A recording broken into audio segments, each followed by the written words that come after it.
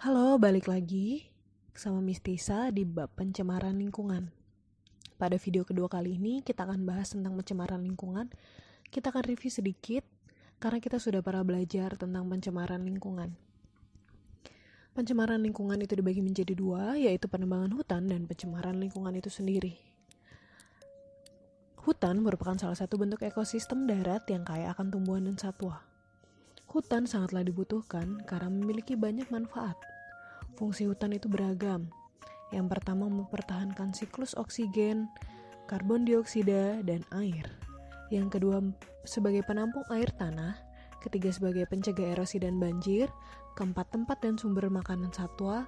Yang kelima penghasil obat-obatan alami, dan masih banyak lagi. Karena banyaknya manfaat hutan, maka banyak pihak yang mengeksploitasi hutan. Ayo, masih ingat nggak apa maksud eksploitasi? Ya, eksploitasi adalah pemanfaatan sumber daya secara sewenang-wenang dan berlebihan hanya untuk keuntungan semata. Tidak diperhitungkan apa dampak yang akan ditimbulkan. Nah, bentuk eksploitasi hutan ini ada dua. Yang pertama pembakaran hutan dan yang kedua adalah penggundulan hutan. Pembakaran hutan biasanya digunakan untuk membuka lahan pertanian, perkebunan, dan ladang berpindah. Dan penggundulan hutan itu biasanya dilakukan untuk mengambil kayunya. Bagaimana sih cara kita untuk mencegah kerusakan hutan? Yang pertama, kita harus memberi pemahaman kepada masyarakat tentang manfaat hutan dan dampak kerusakan hutan. Yang kedua, yaitu penebangan dan penanaman kembali harus seimbang. Yang ketiga, reboisasi dan penghijauan itu untuk memperbaiki kerusakan hutan. Itu tadi bahasan tentang penebangan hutan. Kita akan lanjut ke pencemaran lingkungan. Jadi pencemaran adalah masuknya bahan atau organisme ke lingkungan yang dapat mengganggu atau membahayakan organisme di lingkungan tersebut. Zat atau bahan yang menjadi bahan pencemar disebut dengan nama polutan. Dalam pencemaran lingkungan ini kita akan membahas 4 pencemaran. Yang pertama ada pencemaran air, pencemaran tanah, pencemaran udara, dan yang terakhir adalah pencemaran suara.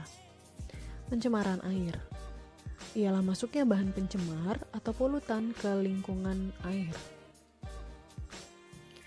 Air limbah domestik dan air limbah non-domestik. Ya, ini adalah jenis dari limbah cair. Air limbah domestik adalah hasil kegiatan manusia secara langsung, seperti air cucian. Dan air limbah non-domestik adalah hasil kegiatan secara tidak langsung, seperti limbah pabrik tekstil. Nah, apa sih dampak yang ditimbulkan? Yang pertama, timbul endapan, koloid, dan bahan terlarut. Yang kedua, perubahan derajat keasaman atau pH. Yang ketiga adalah perubahan warna, rasa, dan bau. Yang keempat adalah eutrofikasi. Bagaimana cara kita untuk menanggulanginya? Yang pertama itu kita harus mengolah limbah cair industri sebelum dibuang. Yang kedua tidak membuang sampah ke perairan. Yang ketiga tidak membuang pestisida ke perairan. Dan yang terakhir kita harus menggunakan sabun dan deterjen yang dapat terurai. Jadi kita harus menggunakan deterjen yang ramah lingkungan. Lanjut ke pencemaran yang kedua adalah pencemaran tanah. Ya, kehidupan manusia sangat bergantung pada tanah. Karena kita hidup di tanah ya. Namun manusia juga sering membuang sampah dan bahan pencemar ke tanah. Bahan pencemar pada pencemaran tanah ini dibagi menjadi dua, yaitu biodegradable dan non-biodegradable. Yang biodegradable itu adalah sampah organik yang dapat diuraikan secara alami, dan yang non-biodegradable adalah sampah non-organik atau anorganik yang tidak mudah atau tidak dapat diuraikan secara alami. Ya, polutan non-biodegradable ini kalau ditimbun bisa menyebabkan kualitas tanah menurun, sehingga tanah tidak bisa dipakai lagi untuk pertanian atau akan kehilangan produktivitasnya. Nah, bagaimana sih cara kita untuk menanggulanginya? Yang pertama adalah memilah sampah yang mudah terurai dan sulit terurai. Kedua, kita harus menggunakan sampah organik sebagai pupuk kompos. Dan yang ketiga, menggunakan kembali atau reuse atau mengolah kembali sampah yang sulit terurai. Yang keempat, membuang sampah pada tempatnya. Yang kelima, mengolah limbah industri sebelum dibuang. Dan yang terakhir, kita harus melakukan penyuluhan tentang pengolahan limbah. Lanjut ke pencemaran ketiga, yaitu pencemaran udara. Yaitu masuknya bahan pencemar atau polutan ke udara. Ya, zat pencemar udara ini dapat dibagi menjadi dua, yaitu yang berupa partikel dan yang berupa gas. Yang berupa partikel itu seperti butiran halus atau yang masih bisa kita lihat oleh mata. Sedangkan yang berupa gas itu tidak dapat kita lihat lagi oleh mata, namun hanya dapat dirasakan oleh indera pencium. Apa sih dampak yang ditimbulkan? Yang pertama yaitu rusaknya lapisan ozon. Yang kedua, pemanasan global dengan adanya efek rumah kaca. Dan yang ketiga, hujan asam. Dan masih ada satu lagi yaitu pengaruh pada tubuh kita.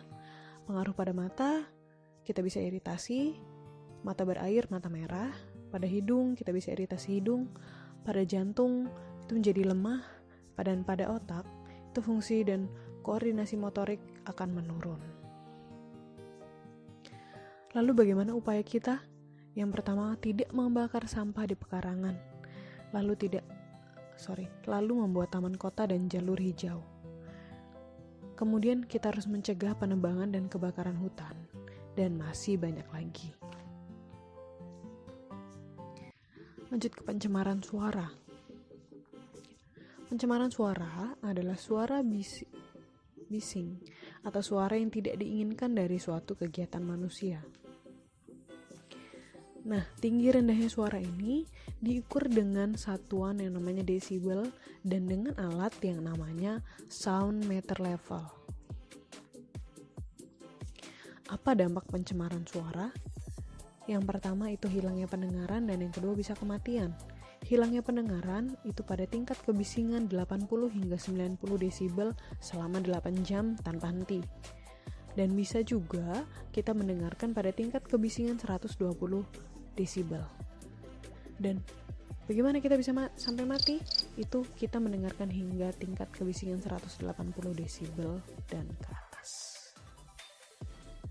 Bagaimana sih cara kita menanggulangi pencemaran suara? Yang pertama, membuat dinding kedap suara. Ini untuk tempat-tempat yang tentunya banyak polusi suara ya. Lalu yang kedua, harus melengkapi mesin dengan alat peredam suara. Dan yang ketiga, menggunakan penutup telinga. Ya, sampai di sini review kita tentang materi pencemaran lingkungan.